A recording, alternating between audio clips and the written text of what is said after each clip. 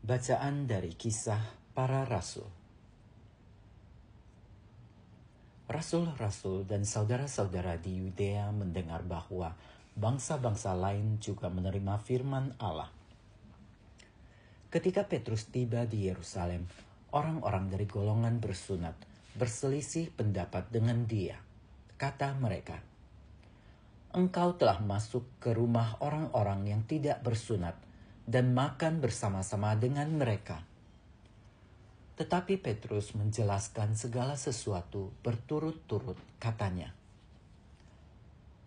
"Ketika aku sedang berdoa di kota Yope, tiba-tiba rohku diliputi kuasa ilahi, dan aku melihat suatu penglihatan. Suatu benda berbentuk kain lebar yang bergantung pada keempat sudutnya, diturunkan dari langit sampai di depanku.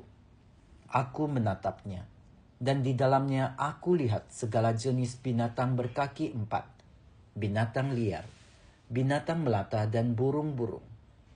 Lalu aku mendengar suara berkata kepadaku, 'Bangunlah, hai Petrus, sembelihlah dan makanlah.'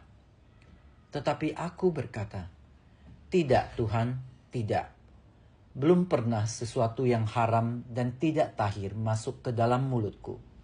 Akan tetapi, untuk kedua kalinya, suara dari surga berkata kepadaku, apa yang dinyatakan halal oleh Allah, tidak boleh engkau nyatakan haram.'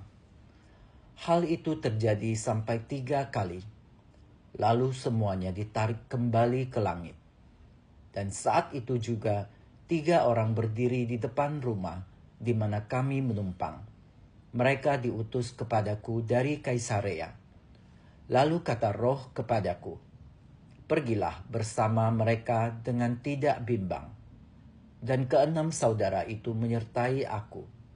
Kami masuk ke dalam rumah Kornelius, perwira Romawi itu, dan ia menceritakan kepada kami bahwa ia melihat seorang malaikat berdiri di dalam rumahnya dan berkata kepadanya, 'Suruhlah orang ke Yope untuk menjemput Simon yang disebut Petrus.